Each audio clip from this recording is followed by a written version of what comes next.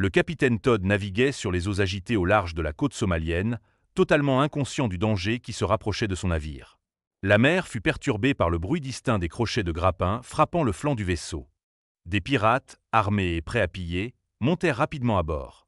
Ce qu'ils ignoraient, c'est que le capitaine Todd s'attendait à une telle situation et avait un plan inattendu en place. À mesure que les pirates avançaient, leur confiance commença à vaciller lorsqu'ils réalisèrent que la cargaison qu'ils espéraient voler n'était pas ce qu'elle semblait être. Todd s'était préparé à ce genre de danger depuis un certain temps, car sa route commerciale passait par des zones connues pour leurs actes de piraterie. Bien qu'il ait des armes à bord pour se défendre, il était déterminé à éviter un échange de tirs si possible. À mesure que le temps passait et que les pirates se rapprochaient de l'extrémité de son navire, Todd savait qu'il devait agir rapidement et prendre une décision critique.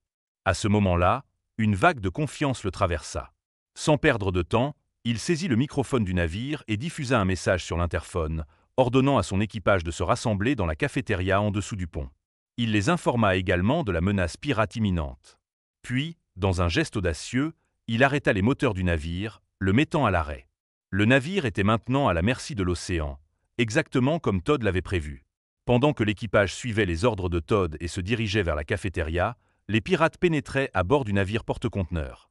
Bien qu'ils semblaient désorganisés, il devint rapidement évident qu'ils étaient des pirates expérimentés.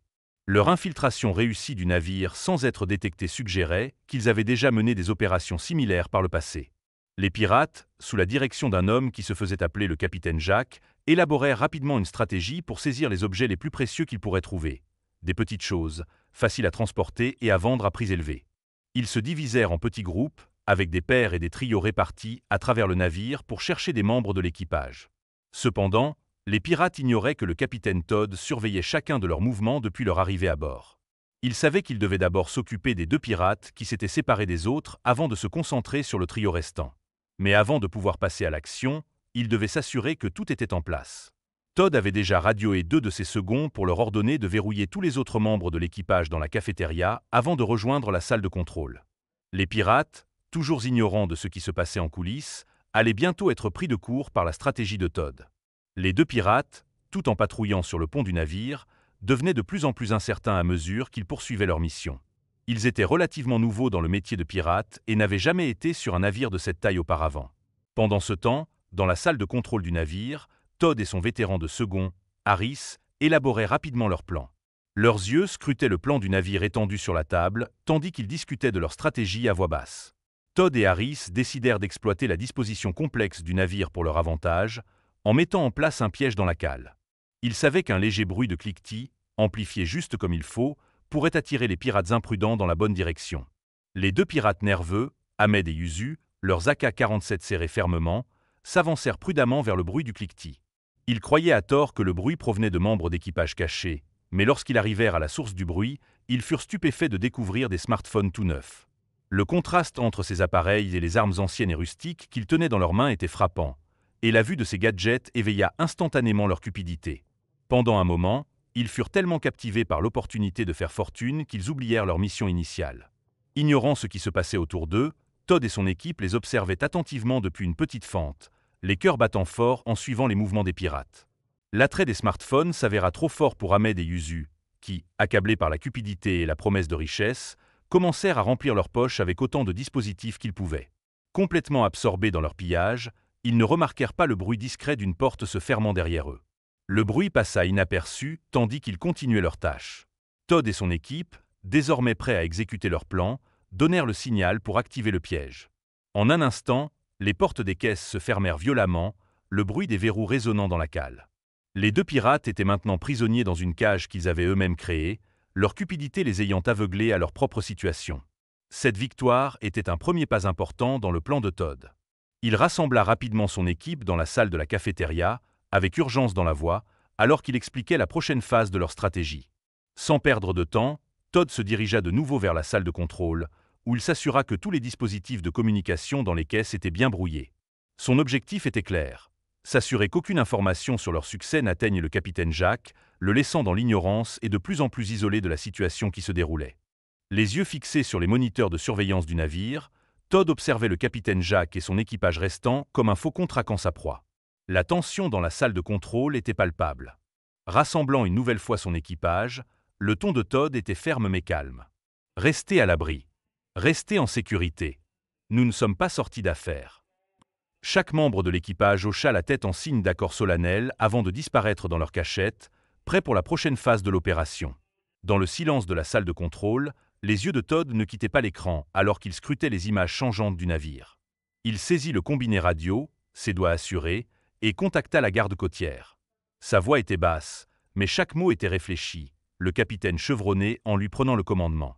L'urgence de sa voix était indéniable alors qu'il relatait la situation désastreuse dans laquelle ils se trouvaient. Il exposa leur plan, le risque qu'ils prenaient et l'incertitude qu'ils affrontaient. 2 pirates avaient été capturés, mais la véritable menace, le cruel capitaine Jack et son équipage lourdement armé, étaient toujours à bord du navire. À travers la ligne remplie de grésillements, Todd continua de détailler la situation, son esprit tournant à toute vitesse avec des plans de secours et des scénarios possibles. Malgré l'espoir que l'aide arrivait, il était pleinement conscient qu'ils étaient loin d'être sortis d'affaire. Le regard de Todd se posa à nouveau sur les moniteurs, chaque image clignotante un rappel des heures tendues à venir. Il scrutait chaque coin du navire, chaque couloir, chaque ombre, préparé à l'inévitable confrontation. Pendant ce temps, les yeux de Jack se plissèrent alors qu'il menait son équipage à travers les couloirs sombres du navire. Ses sens étaient en alerte maximale, l'absence d'Ahmed et de Yuzu le perturbant. Leur silence sur la radio était très inhabituel, et quelque chose dans son ventre lui disait que quelque chose n'allait pas. La suspicion de Jack se transforma en paranoïa alors qu'il faisait les 100 pas, ses hommes le suivant de près. Il donna des ordres à voix basse, veillant à ne pas trop en dire. Le malaise était contagieux, se propageant à travers son équipage comme un feu de forêt. Les instincts de Jack lui disaient de ne faire confiance à personne, surtout pas dans de telles circonstances. Todd, de son côté, restait implacable. Chaque décision était pesée avec précision. Dans des moments comme celui-ci, Todd savait que l'hésitation pouvait être fatale. Il avait vu trop de capitaines tomber à cause de leurs propres doutes, de leur incapacité à agir rapidement. Son plan était risqué, mais il n'avait pas d'autre choix. Dans le silence du navire, la frustration de Jack atteignit un point de non-retour. Sa patience s'effritait alors qu'il criait dans les couloirs vides, sa voix remplie de menaces. « Sortez ou nous vous trouverons », beuglatait-il, la menace flottant dans l'air. Les pirates, impatients d'agir, resserrèrent leur prise sur leurs armes, prêts pour un combat. Jack savait que plus cela durerait, moins il aurait de contrôle sur la situation. Ses yeux étaient sauvages de colère et de peur alors qu'il faisait les 100 pas, son esprit passant en revue toutes les options. Todd, observant depuis la salle de contrôle, savait que le moment d'agir était venu. Dans un geste décisif, il résolut de confronter Jack seul. Il croyait qu'une approche directe et solitaire pourrait dénouer la situation sans trop de violence. Il ne pouvait pas se permettre une autre escarmouche avec les pirates, pas avec des enjeux aussi élevés. Son équipage échangea des regards inquiets en entendant le plan de Todd, l'inquiétude se lisant sur leur visage. Ils s'étaient entraînés pour des moments comme celui-ci, mais celui-ci était différent. Leur leader, celui qu'ils adoraient, se mettait directement dans la ligne de mire. Todd, imperturbable face au risque, s'équipa d'outils non létaux. Alors qu'il se déplaçait à travers les couloirs sombres du navire, un silence tendu l'enveloppa. Ses yeux scrutaient constamment les alentours, alertes à tout signe de mouvement, chaque ombre étant une menace potentielle. L'atmosphère était lourde d'anticipation, chaque pas semblant pouvoir être le dernier. En contournant un coin, le cœur de Todd fit un bond lorsqu'il se retrouva face à face avec Jack et ses hommes. Les pirates se figèrent, surpris par sa soudaine apparition. Pendant un bref instant, le temps sembla ralentir et Todd aperçut la surprise dans les yeux de Jack. Les pirates levèrent leurs armes, la tension dans l'air était assez palpable pour la trancher. Mais Todd resta calme, sa posture inébranlable, chaque fibre de son corps véhiculant la certitude qu'il ne se laisserait pas intimider. Après une minute tendue, Jack acquiesça, ses yeux toujours méfiants, mais il accepta de suivre Todd. Son arme resta braquée sur lui, mais il était curieux, sentant un piège, tout en étant trop attiré par la possibilité de ce qui pourrait les attendre. Todd prit la tête, se faufilant à travers les labyrinthes du navire, ses yeux constamment en alerte, scrutant chaque recoin pour toute forme de danger. Les hommes de Jack les suivaient à contre-cœur, leurs regards passant nerveusement d'un côté à l'autre. Les sens de Todd étaient en éveil, chaque mouvement calculé. Les yeux de Jack se plissèrent à nouveau, la suspicion et la cupidité s'affrontant en lui. La tentation du trésor scintillant que Todd leur avait promis était difficile à ignorer, et l'attention de 2 des pirates commença à se détourner. En arrivant à l'endroit désigné, Todd donna un signal discret qui alerta son équipage caché. Les pirates étaient trop distraits par la vue d'un grand coffre, rempli à ras-bord de bijoux étincelants, pour remarquer le piège qui se tendait. La promesse de richesse était trop tentante pour deux d'entre eux. Ils se précipitèrent pour remplir leurs sacs aussi vite que possible. Leur attention était totalement détournée de Todd, qui les observait de près, attendant patiemment. Alors que les pirates étaient occupés, Todd envoya Jack s'effondrer dans un trou dissimulé sur le pont. Son équipage, dissimulé à l'abri des regards, se lança à l'action dès que Jack disparut dans le piège. Les pirates, complètement pris au dépourvu, ne purent opposer aucune résistance face à l'équipe bien coordonnée qui les maîtrisa rapidement. Chaque mouvement était précis, entraîné et sans faute.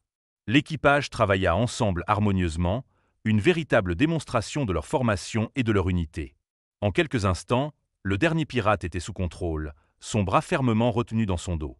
Le navire, qui venait de paraître être une poudrière prête à exploser, était maintenant étrangement calme. À l'horizon, la silhouette du navire de la garde côtière se dessina, fendant les vagues en direction du vaisseau.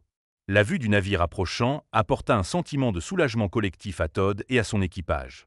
Lorsque la garde côtière monta à bord, Todd les mena à l'endroit où les pirates étaient retenus un par un. Les pirates furent remis aux autorités, y compris le capitaine Jack, qui semblait toujours étourdi par le tournant rapide des événements. Jack's expression, un mélange de surprise et de déni, contrastait fortement avec l'assurance et l'agressivité qu'il avait affichées plus tôt. Les officiers de la garde côtière procédèrent à un débriefing approfondi avec Todd et son équipage, écoutant attentivement alors que Todd racontait les événements. Ils hochèrent la tête en signe d'appréciation de la débrouillardise et du courage de l'équipage, reconnaissant leur bravoure et le rôle crucial qu'ils avaient joué pour éviter une catastrophe. L'équipage de Todd, épuisé mais soulagé, échangea des sourires discrets. Leur mission avait été un succès, mais le prix de la victoire était un dur rappel des dangers qu'ils affrontaient en mer.